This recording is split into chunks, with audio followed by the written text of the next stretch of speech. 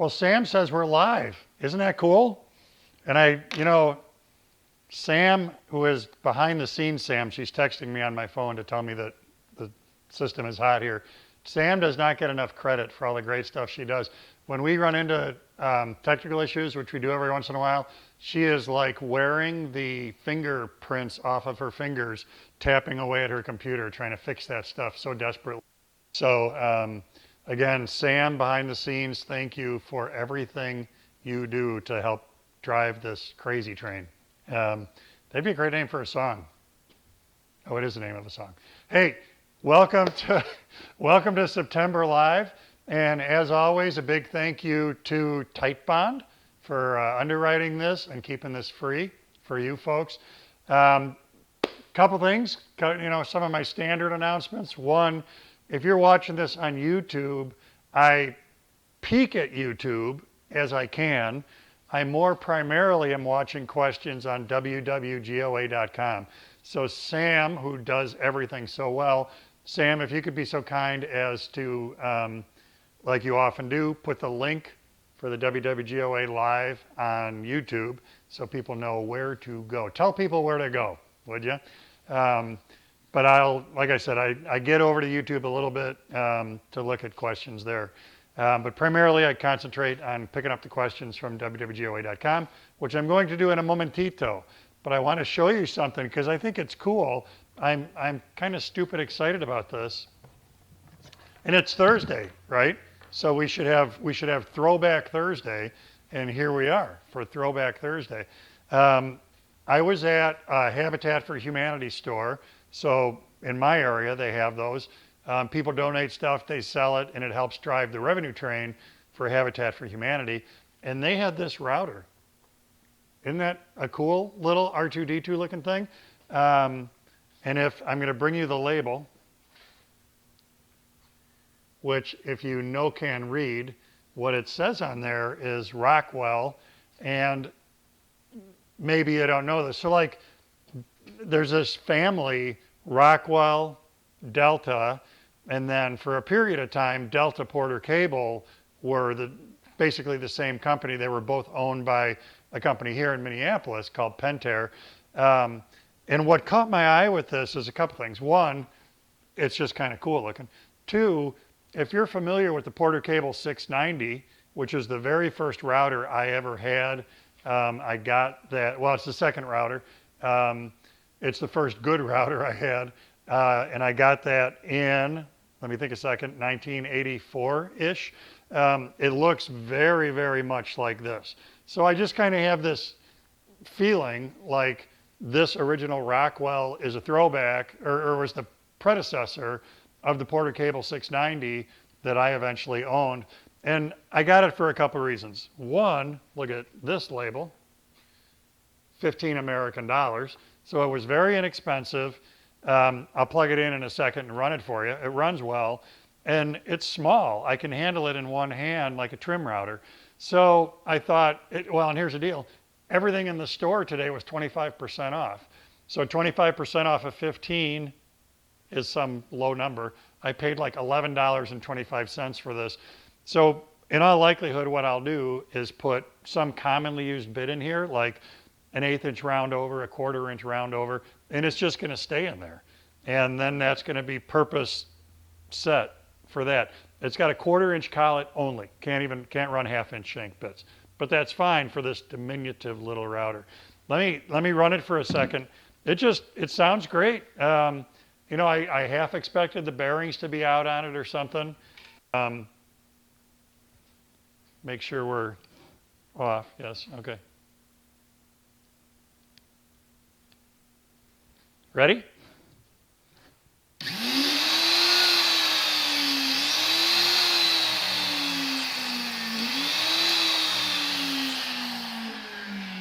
I feel pretty confident that I can get $11 worth of use out of this. So the downside is going to be, here's what's going to happen. I'm going to use this in a video, and one of you people is going to say, where can I get a router like that? That's cool. And I can't source it for you. So that's a downside.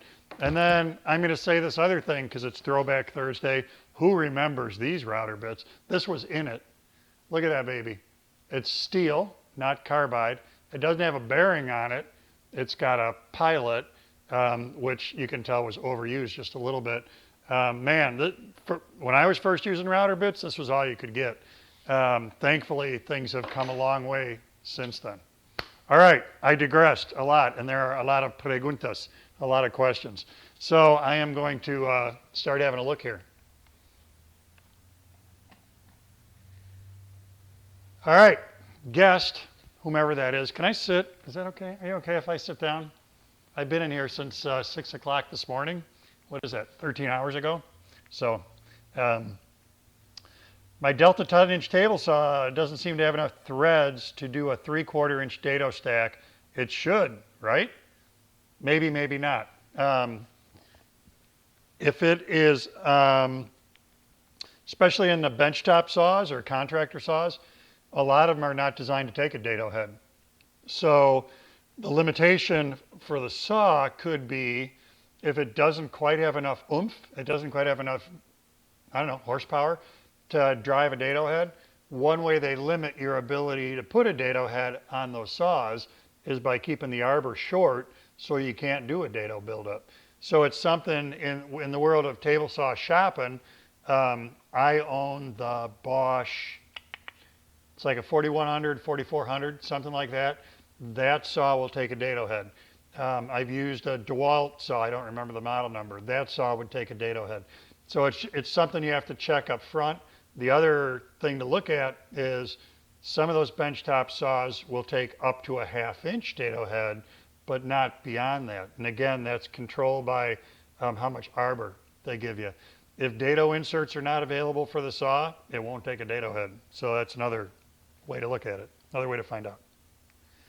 Another guest, best method of securing an end board, a breadboard, to a kitchen table approximately 42 inches wide. Wow, that's wide. Traditional breadboard end stuff is going to work, tongue and groove. What you have to be very, very careful about is, boy, today is a great example. It's pouring, I'll tell you my standard joke.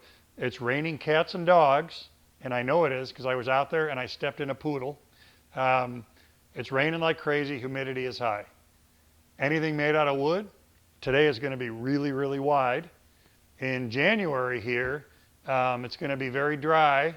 I do humidify my shop, but still it's going to be very dry. Things are going to shrink. 42-inch wide table, depending on the material, could easily expand and contract a 1/2 inch from the driest times of the year to the most humid times of year. So when that breadboard end goes on, you don't glue it on. You have to attach it in such a way that the field, the tabletop, can move independently of the breadboard end. So tongue and groove is going to work, but you have to let it float in order to make that work. Richard says, I have an old 1952 Lane Hope chest, which are cool. Would it be feasible to remove the outer veneer layer with heat or just veneer over it? Boy, I don't know. I very intentionally don't do a lot of furniture repair because I'm bad at it and it frightens me that I'm going to screw something up. I would find an online forum or something where furniture repair, furniture restoration is more their forte. For us, for WWGOA, and it's myself and all my editors, we're really more about new woodworking. We touch on repair ever so lightly. Dave McKintrick has done a lot of veneer work. Seth Keller's done a lot of veneer work. But even that is more from the perspective of new work, not repair. So unfortunately, sorry, I'm just not a great resource for you. It's like answering finishing questions. I'm always deathly afraid of giving a bad answer and screwing up somebody's project. So I just don't have an answer for you there. Is there a quality difference between a box joint blade versus a dado stack? So if you're not familiar with this, there are companies, Freud, that specifically make a box joint set, and it's kind of like nothing but the rim blades of a dado set. And some of them, it's interesting. I think the way the Freud one works is if you put it face to face this way, you get 1/5, maybe that's 1/4. And if you put it face to face this way, it's 3/8 or something like that. I think that's how it works. I don't own one. So one thing you have to watch on box joints with a conventional dado head is if you're using only the 2 rim blades and they have basically an alternate top bevel tooth pattern to them, you can end up with a finger joint that isn't perfectly flat. You have little high spots on the end, and that's going to be unsightly on the outside of your joint. But other than that, if you're saying, and the question goes on to say, may never need to make wide dados. If you don't need a dado head, but you do want to do finger joints, and you think you're never going to use a dado head, you'd be fine with just the finger joint specific set. So this is a geographically specific question. With Youngblood's clothes, where's a good place for cabinet grade plywood, S2S hardwoods? I'm about 20 minutes from your shop. So I use, I'm going to tell you about 3 places. I order and get delivered material from Metro Hardwoods and from Industrial Lumber and Plywood. They're both in Minneapolis, St. Paul. I don't know for them, so I'm buying commercially, fairly good sized quantities. I don't know for them if they do what I would call retail trade, where if an individual just wanted a few board feet or a sheet of plywood, I don't know how that works. You'd have to call them and check. A new place just opened in Minneapolis. Wood from the Hood has been in business for a long time, and what they do is they concentrate on turning trees that were harvested in Minneapolis, St. Paul into lumber. They have just opened a retail store. Look them up online. Their hours are a little bit limited right now. They're open a Saturday or 2 per month, and then some weekdays in there. But I was there on their grand opening, and they have a huge array of amazing stuff. And you can go in there, drive your truck and trailer there, go in, hand pick the boards you want. It's a very cool spot, so that would be worth having a look.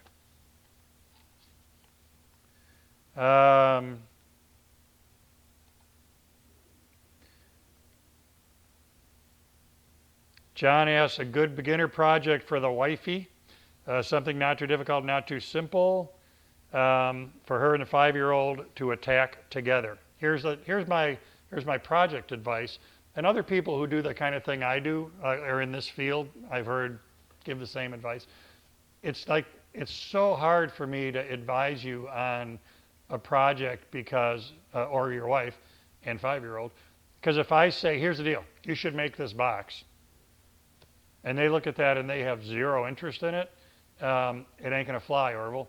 They're just not gonna enjoy it. And I actually get this question, and other people I know, when we go out, I've done meet and greets with Jay Bates, Nick Ferry, April Wilkerson, Matt Cremona, and we get this question all the time, John Malecki, and it's so subjective that honestly I can't provide an answer. What you should do is say, you know what, I could really use a organizer for my dresser top. So I'm going to look online for plans for dresser top organizers. So then you're like emotionally invested in the project, and it's going to be so much more fun to do. And that's so not just for John, but for people across the board. If you're looking to grow your skills, do it by finding something that you want to do and go from there. That's the best way to make sure you're interested.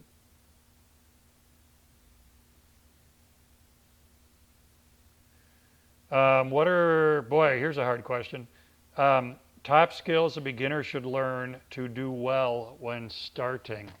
Let me get a Gatorade and think a momentito. In my introductory woodworking class, so I'm going to use that to answer this.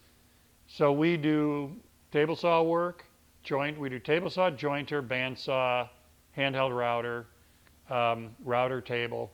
So a big part of that for me is exposing people to a lot of different tools and safety. So I'm going to say, let me read the question again. Top skills, safety. If you don't, if you're not confident that what you're doing on any tool is the right way to use it, go take a class from somebody who knows what they're doing. Places like my shop offer classes, Mark Adams, Rockler stores, Woodcraft stores. There are a lot of places out there you can take hands-on woodworking classes. Make sure you have safety down, huge top skill. And then from there, table saw, I'm pointing to over here, really the heart of every shop. Getting the hang of that. And in general, just learning how to process lumber and turn it into usable pieces. I'm going to look at YouTube for a second. Whoop.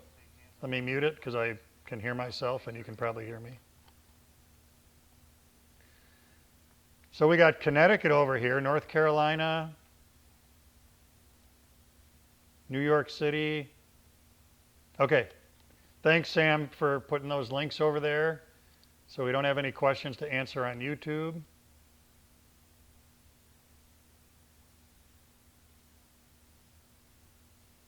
Gregory says, I think you heard you clicking your mouse. Well, yeah. Is that a surprise? Are you saying the audio is better and it's actually working tonight? Ed says, favorite species of wood for 3D relief carving on a CNC router. Favorite for that.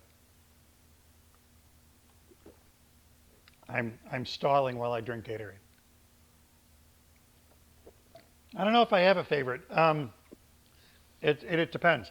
In general, to get good looking stuff on a CNC, like woodworking in general, close grained woods work better than open grained woods. So in that family, usual suspects, North American hardwoods, walnut, maple, cherry would all be good candidates for that. Red oak is a real open grain wood, so not so much. Pine, I've done some 3D stuff in pine, but you're going to get crisper details out of the closed grain hardwoods. If I'm going to paint it, it's going to be MDF. Baltic birch plywood actually cuts really well. I've done a fair bit of 3D stuff, again, paint grade, in Baltic birch plywood, so that works well. So yeah, I don't have a fave, but I have favorite characteristics, which is density, close grained, to make sure that it's going to tolerate or accept the detail I'm trying to lay into it.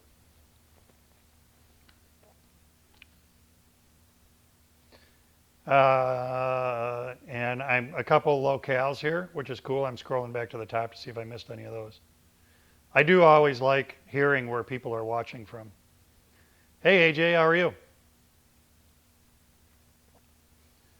I'm going to see AJ in in a month and a half. I'm looking to see what day it is because I lose track of that. In November, I'm going to be teaching at the Rockler store in Salem, New Hampshire. So Mike is in Detroit. Cleston is in Houston. So William asked a good question. In a previous show, you mentioned dimpling a square, not to be confused with dumpling a square, because that's a whole different thing. I have a Czechoslovakian background. We ate a lot of dumplings in my youth. Dimpling a square to bring it into square. Can you tell me again where you place the dimple to adjust the square? Yes, sir? Because this is such a cool thing. This is such a cool thing. I'm getting a square. It's hip to be square. And I'm getting a punch, like not literally because that would hurt. All right, where are we? I'm going to bring you in a little so you can see more better what I'm doing here. When I look over here, I'm looking at a monitor so I can see what you see.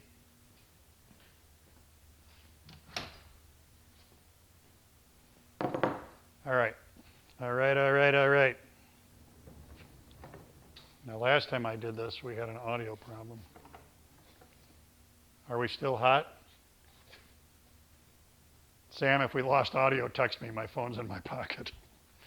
So a month ago, I rolled the system, which I've only done like 4 billion times, and the audio dropped. So now Sam and I are a little paranoid. There's your square and my laptop. So what you would do is check the square for square, and I'm not going to draw lines because this is my workbench, but you do that by putting the edge against an edge, putting a leg against an edge, draw a line,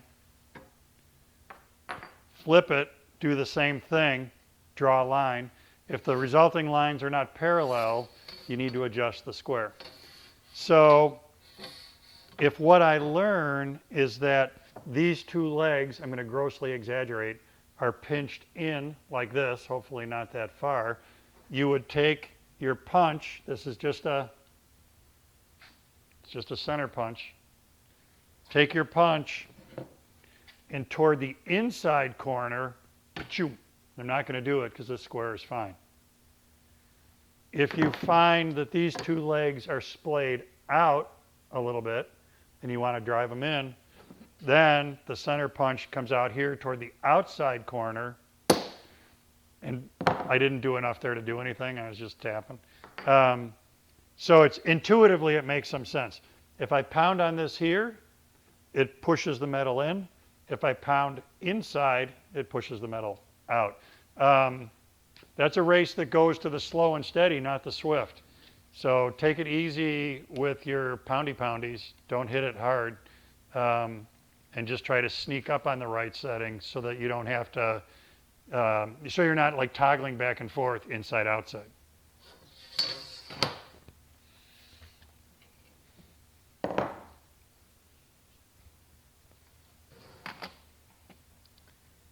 Paul says, I'm in the final stages of ordering equipment for my new shop. Yes.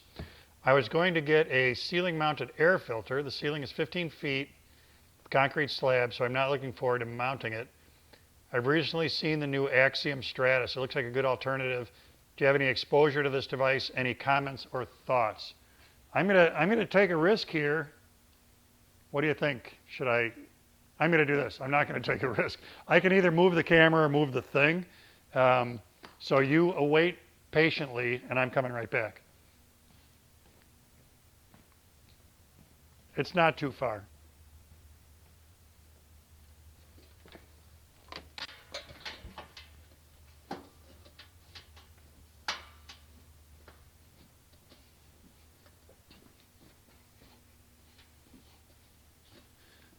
You mean this thing? Isn't that serendipitous? Such a great word. Serendipity is such a great word. When unexpected good things happen. I don't know if it's good things, but I've had a few serendipitous things. So this is the air filter that, because my brain is like a sieve, I already forgot. Ken, right? Paul, geez, almost the same. This is a relatively new product. I think it was introduced at the Georgia show last year, and it's an air filter. And the way it works is that input is down here, exhaust is up here. It runs on electricity. Isn't that cool? It's got a nice long cord. I like that. Power switch. Low. Medium. High. High.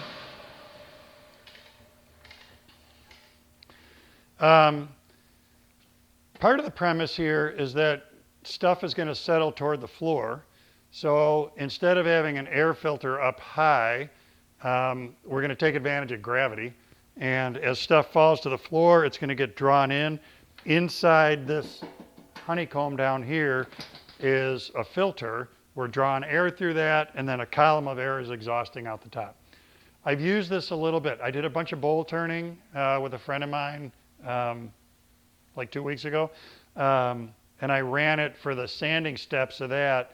One of the things I found there is I had to just carefully position it because it is updrafting.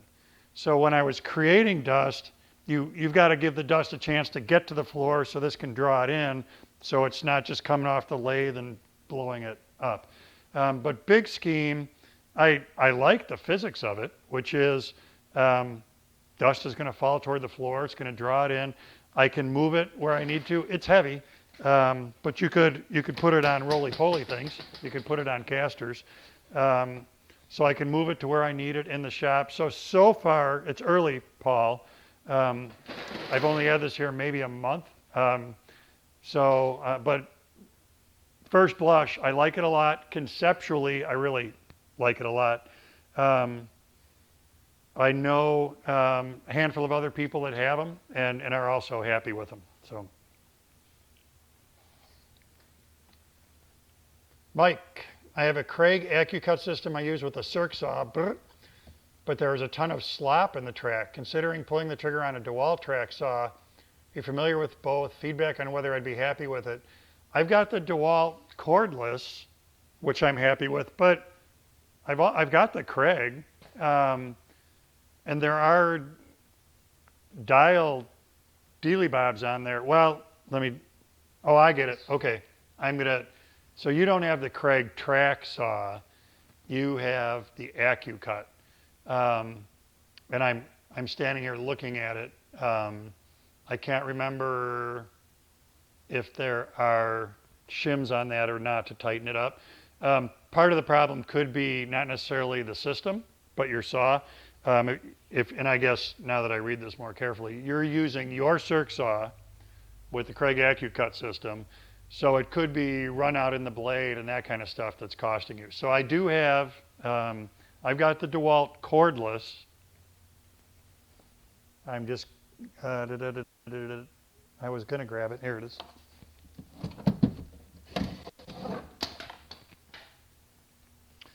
And this is not idiosyncratic to DeWalt. A lot of the good track saws have this.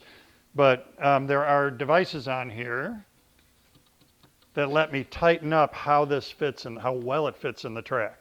So I can get it to where, yes, I can still slide it, but I've taken the slop out of it. This one I've used on, there's a waterfall table. Some of you may have seen me do not too long ago. That's how I did the miters on that. Since we're mentioning Kreg, I've tried Kreg's saw and track, and I'm happy with that too. I also did a waterfall table with one of those. So yeah, I've been really happy with this DeWalt. I've cut a lot of sheet stock with that.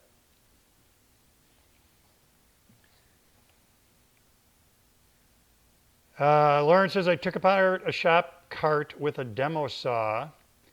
I have some very nice 3/4 inch Baltic birch. None of the panels are square. Is there a way to square up the panels? Yep. You can draw a line with a square, cut them with a circ saw. You can use a crosscut sled on a table saw. I'm pointing to my table saw. If you look on WWGOA.com, upper right-hand corner, there's a window, and you can type stuff in there and do squaring plywood, squaring panels, squaring boards, and you'll find a bunch of resources for that kind of stuff.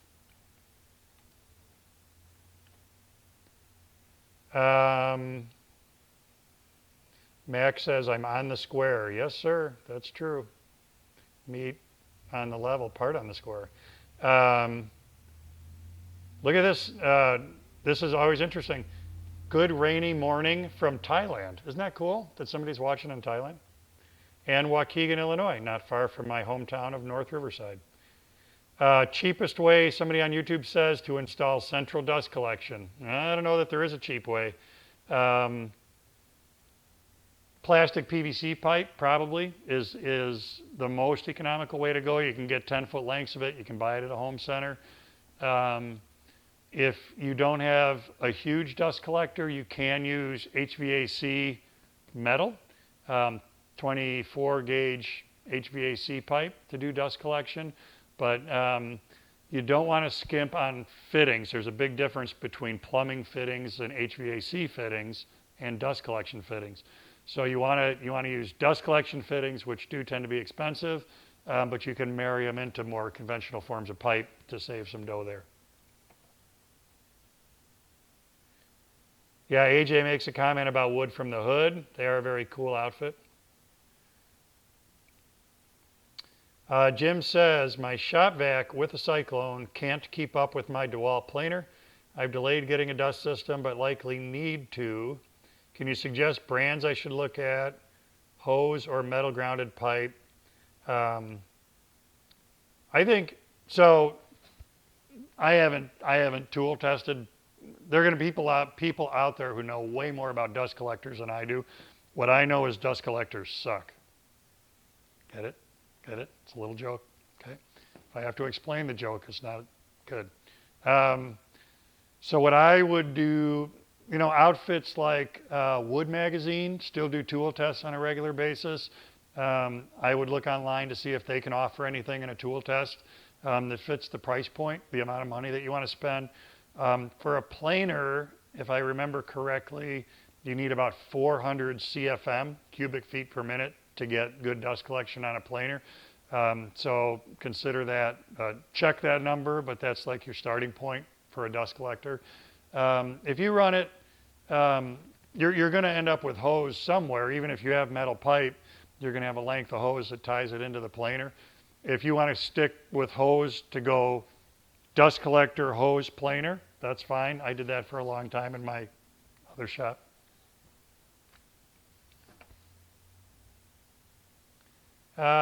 George asks, where do I learn to get my bandsaw tuned? You get a tuning fork. That's step one. I use it infrequently and I'm just not very good with it. Seems to drift. Seems like I have to push too hard. I need some fundamentals. Well, we do have, I'd have to look in our shop. I have just shot a lot of bandsaw video.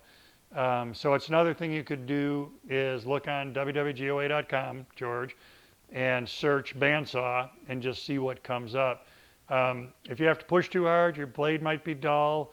If it's drifting, your setup might not be right. Bandsaws are one of these tools where a lot of small things come together to make it work well or make it work poorly. So you really want to get the stars aligned just right to make sure that things are going well.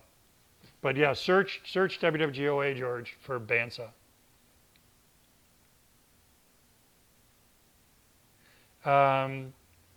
During emails, you occasionally pick a remote control or pick up a remote control.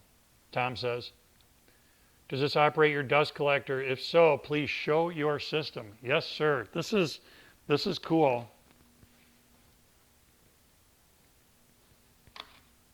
I will see if I can get organized here and kind of take this to the next level. So let me talk you through this first. In my shop, rather than one big dust collector, I have 4 small units. One is just a shop vac that's connected to a CNC way in the back corner.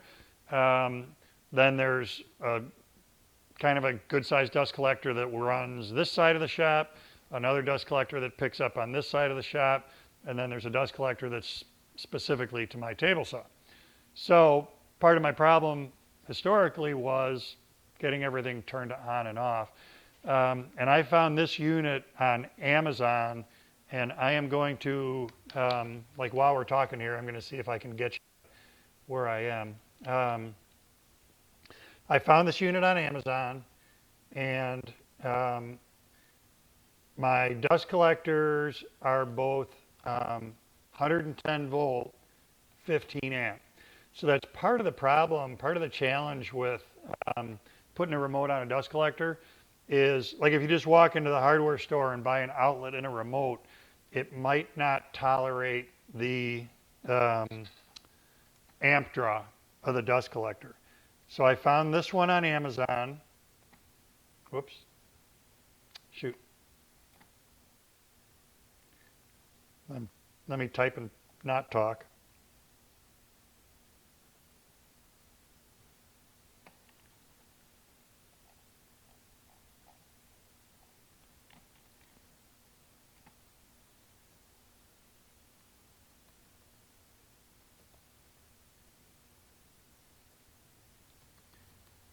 I'm typically so good at multitasking. Okay, I got it. All right. So I found this one on Amazon. I'm going to put it in here.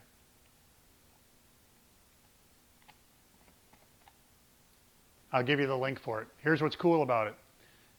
with my individual dust collectors, this one unit drives them all. So shop vac, CNC, the dust collector that picks up most of my CNC and bandsaw. This side of the shop, and then table saw.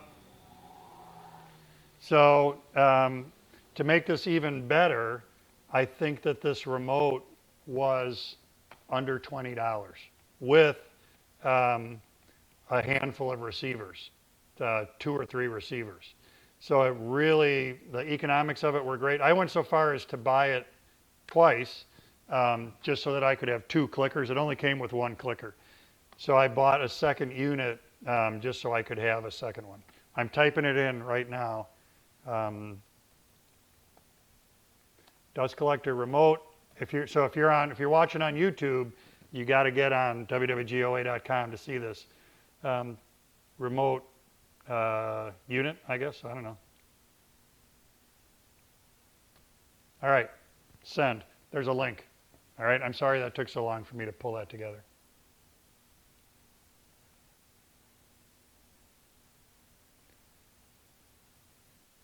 All right.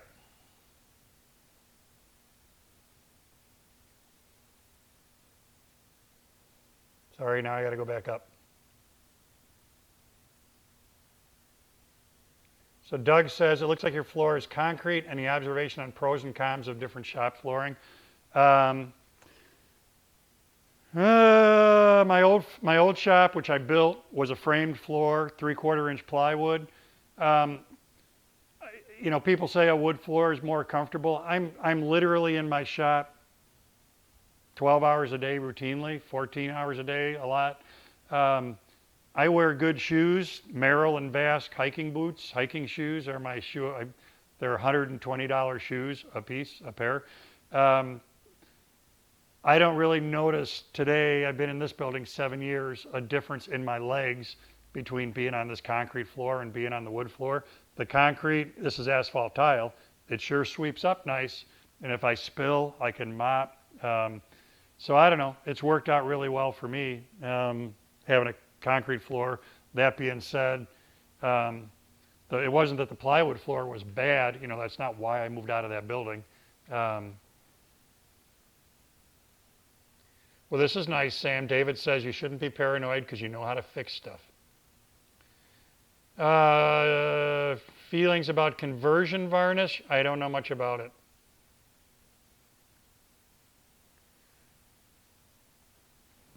John, other than larger lumber being cut, advantages to a 12-inch over 10-inch miter saw? Capacity is the big thing.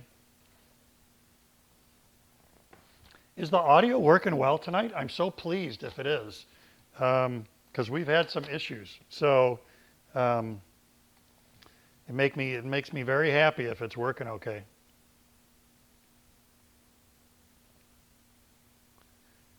Sam says the air filter looks like a skinny Dalek from Doctor Who. Because Sam, you're a dork and you watch Doctor Who. I shouldn't say that. My children are huge Doctor Who fans. Megan was campaigning for a while for me to make her, what's the phone booth? Whatever the phone booth thing is called. She wanted me to make her one. Larry says, best and easiest way to figure out the angle for the arch on a treasure chest box. Draw it. Ah, shoot. I'm so sorry. Air compressor.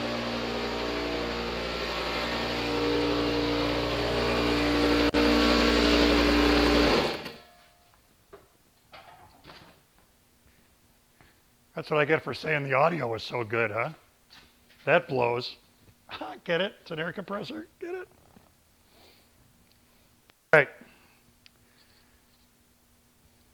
So, Larry, treasure chest box. Draw it full size. If you're comfortable using SketchUp, that's certainly what I would do, is I would draw it in SketchUp and then put in your individual segments, figure out then what angle those have to be. If not, get out a big piece of butcher paper, same thing, draw it, put your segments in, figure out what you need. I would definitely draw it. Guest, who shall be unnamed, because it just says guest, I have a few questions. Crosscut sled featured in the helpful jigs class. Dimensions are too large for my saw, which is a 10-inch job site saw. Can I change these dimensions to fit my saw? You bet. Sled would be fairly small. If that won't work, what's the best way to cut large panels on a small saw? Well, crosscut sled. I mean, you got to work with what you got. So make the sled as big as you can. And if there's because of your saw, if there's a dimensional limitation, then you can't cut on your saw. So sometimes you have to take tools to the work instead of the work to the tools. So it could be then, if your saw is limiting the panel size, then you've got to come up with other techniques. For instance, I've shown how you can cross-cut using a router with jigs working at a workbench. So there are other ways to size panels if you can't do it on your saw. Banjo on my Rikon lathe is coming loose with vibration when turning a large green bowl. And then fourth question, would you recommend laying, or how would you recommend laying out a sliding lid for a keepsake box? Well, that question is pretty tough to answer because there's about 4,000 it depends. Like, it depends on how you're building the box. So that one we're not going to be able to get to. Banjos on lathes. Isn't banjo a great name for a part on a lathe? It's so weird. I've often wondered, why is it called a banjo? Paddle faster, I hear banjos. There's a movie reference not everyone will get. So here's a banjo. This. And what I would do, so when I throw this lock like that, that's what holds this in place. This needs to go far enough that it locks, but if it's squishy and it's coming loose, what I would do is there's a nut under here. And if you tighten this nut, and we can't get to it because it's underneath, I'd have to take the tailstock and the banjo off. If you tighten that nut, when you do this, you'll have more pressure on there. Now, you've got to not over tighten it because we have to get to a point where this can travel and lock. And if you go too far, this will only go to like here and it'll have so much resistance, you're not getting to the lock part of the show. And then it won't stay in place. But if it's loosey-goosey, well, so I guess maybe that's the case with your banjo too. Maybe it's already too tight, and when you get here, you're not getting that next that's helping it lock in place. So I guess in your case, I'd start by loosening that nut a quarter or half a turn, try again. If it's already loosey-goosey, then tighten it a little bit and see if that helps. But probably one of those two. And then my next advice would be, if there's no help from that, I would give Rikon a call because they're going to know their product the best and maybe they have a product-specific answer for you. Excuse me while I gate a raid. And drip on my cool shirt. Bob says, on dust collection systems, do they have to be grounded? Typically, yes, because you have spark issues. Gary asks, do you have a dedicated air compressor with plumbed lines ready to be plugged into? Well, sort of, yes. So I can show you. I have the air compressor that just ran. Isn't that ironic? I was on that side of the shop. I have got, my unsightly shop.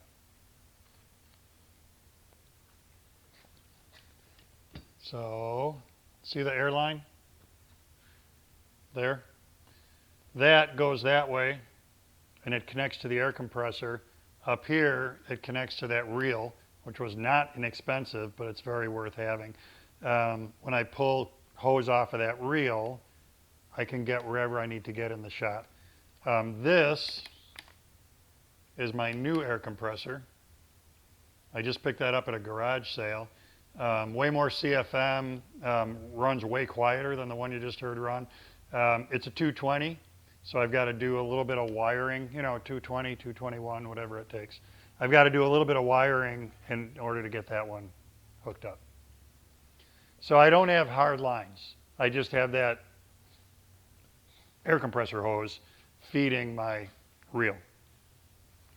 Let me jump to YouTube for a momentito.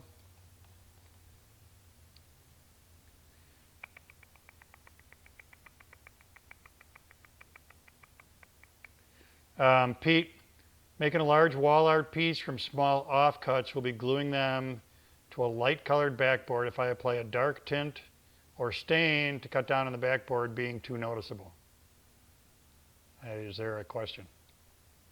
Making a large art piece from small offcuts and will be gluing them if I apply a dark tint or stain to cut down on the backboard being too noticeable.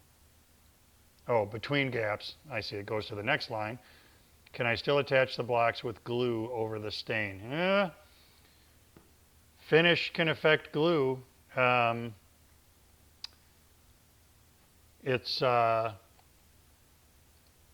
would prefer to not have any finish on a piece of wood if I definitely want glue to stick.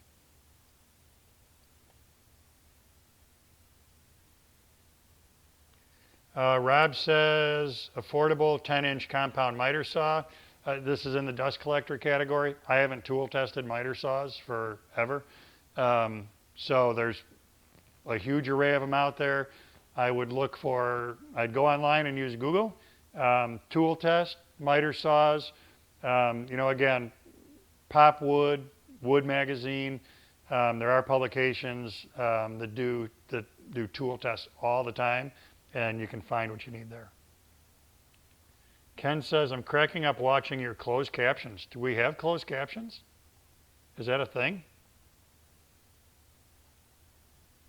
I gotta look. Where are you seeing closed captions? I'm on GOA.com, and there's YouTube.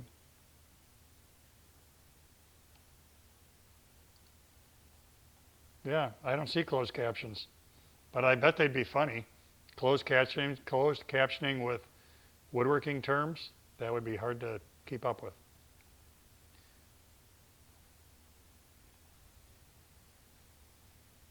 Arthur says, I gotta watch the time.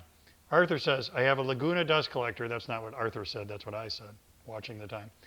That services all the machines in the shop and connect it using flexible 4-inch hose. I recently outfitted all the machines with Magport quick connects and absolutely love them.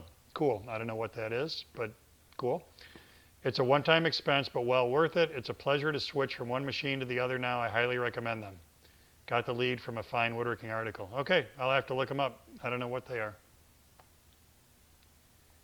Paul says, dust collection on a DeWalt bench planer.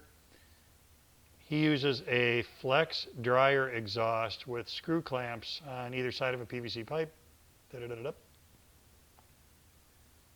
Joel, on the subject of bandsaw tuning, I bought a Laguna 1412 about 5 years ago. I didn't do much resawing at first. Sorry, I lost my spot. A year ago, I was trying to cut thin pieces for veneer. Couldn't get any cut. Contacted Laguna. They suggested using set screws on the fence to make the adjustment. Mine didn't have set screws. Kudos to Laguna. Okay, so it's just it's a positive comment about Laguna. That's cool. Bob says, in a previous video, I thought you mentioned you would make, he's yelling at me, and I mean that in the nicest way, Bob. You were very polite. You're not yelling at me. I thought you mentioned you would make plans available for your very nice workbench. This is true, and one of these days when I'm way in between projects and I can sit down at SketchUp for like a day, I will draw this bench, but it has happened yet. It's just in the workflow, there just hasn't been the opportunity to do it. Boggin says, I am new to woodworking, but learning quickly. Could use your advice. Hardest thing for me is repeatable table router runs. I'm doing raised panel molding wainscoting for my large bay window. Found it difficult to route the corner panels and join them at 45-degree angle. For this window, the particular panels on the corner bend turned out about 5 inches narrow by 40 inches tall. Routing long edges on a raised panel bit is fairly easy. Narrow side is tougher, so I got a coping, I think that's coping sled is probably where that's going. Yeah, that's the way to go. The coping sled on for safety, for ease of cutting, for lots of good reasons. Anytime you're routing a narrow part, you should work on your coping skills with a coping sled. TARDIS, I'm being informed. Yes, that's the Doctor Who thing. And audio is good today. Bueno. Oh, here he wraps up. Got a coping sled, but then have to match up bit height with and without the sled. Yeah, it's just going to be the way it is. On the, trying to think, could you say the coping sled has a 1/4-inch base?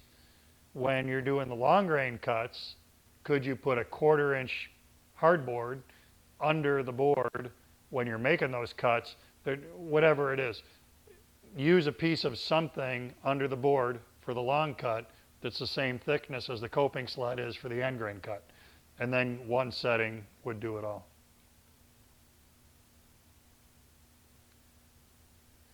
John says, I lost my connection. Did you answer the guest about good beginner books for CNC? Well, I didn't even see that question, but I can have a recommendation. Hold, please.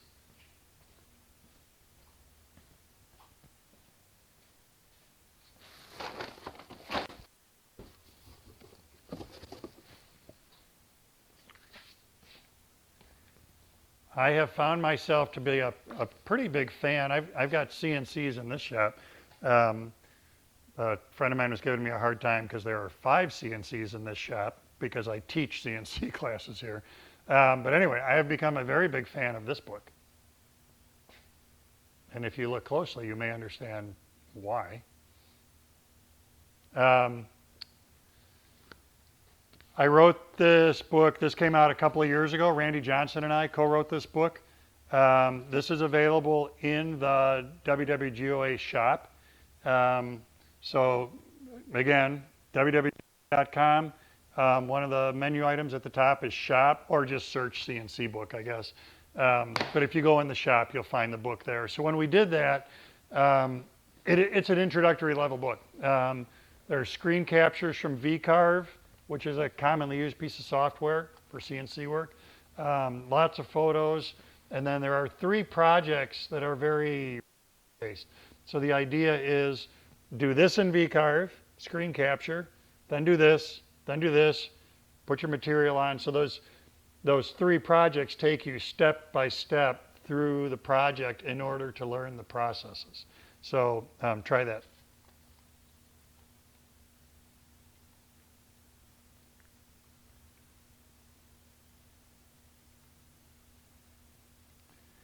Kim says, can I hollow out a straight line on a piece of wood on my router table while leaving the ends of the piece intact? So you want to do a stopped cut. Yep. Yeah, so you can put stops on your router table and then you're plunging onto the bit, 2 inches in from the end, making your cut, stopping 2 inches short from the other end, lifting off. Part of the challenge with that is moving smoothly and consistently so you don't get burns at the stop and start point. But yeah, it's a way like you can do flutes, fluted cuts. Larry says, SketchUp free version will not let me draw anything. What am I doing wrong? I don't know.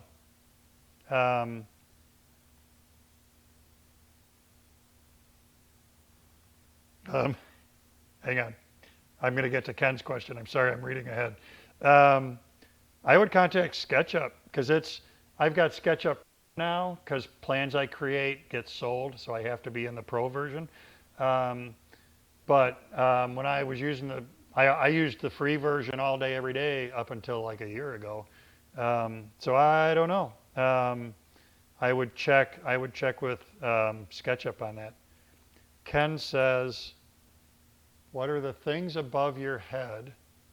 So I'm looking at the monitor to try to see what you see. What are those things above your head? I see a long aluminum tube and a small bag. The aluminum tube, I think I know what that is. Then to your left, as you face the camera, a circular device. So up here, what maybe looks like an aluminum tube, this thing, if that's what you're talking about, that's a roll of what's called seamless. That I use that for photography. So that is really, really thick paper. It's gray paper.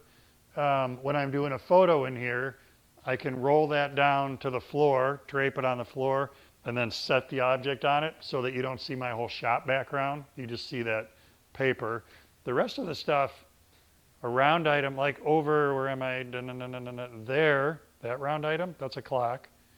There's a dust collection drop, I mean, not a dust collection, an HVAC drop. There, that's my heat and air conditioning.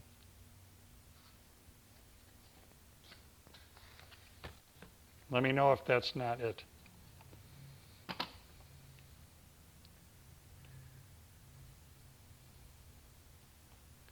All right. Well, let me jump over to tube view.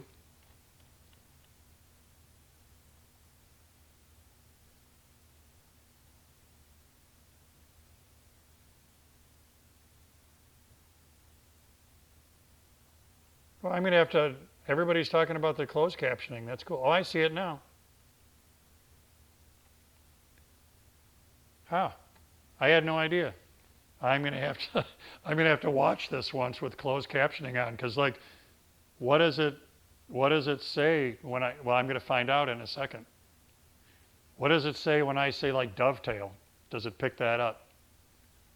So I'm watching me, watching you, watching me. I'm so easy to entertain. We'll do this, Sam, and then we'll get out of here. It's catching up with me. I just want to see dovetail. All right, I'm going to give you, while this is doing it, some teaching stuff that's coming up. I'll go back. Oh, it got dovetail right. That's cool. So a couple things. September 30th, October 1st, I'm going to be in Des Moines, Iowa at the Woodsmith event. There's a finite number of seats available at that. Myself, Matt Cremona, Annie Briggs, Stumpy Nubs, the editors from Woodsmith will also be teaching. I don't know if there are or aren't seats still available, but you can check that. Then, so that's September. Then going into October 11th through 14th, this is going to be crazy cool. At the Blackthorn Resort in the Catskill Mountains. It's called Catskill Maker Camp. I'm going to be teaching CNC. Jimmy DeResta is going to be there. Jess Crow is going to be doing resin work. Bunch of people are going to be doing forge work. So it's going to be 4 days. You can stay at the resort and live, breathe, drink, eat this stuff. So it's going to be really neat.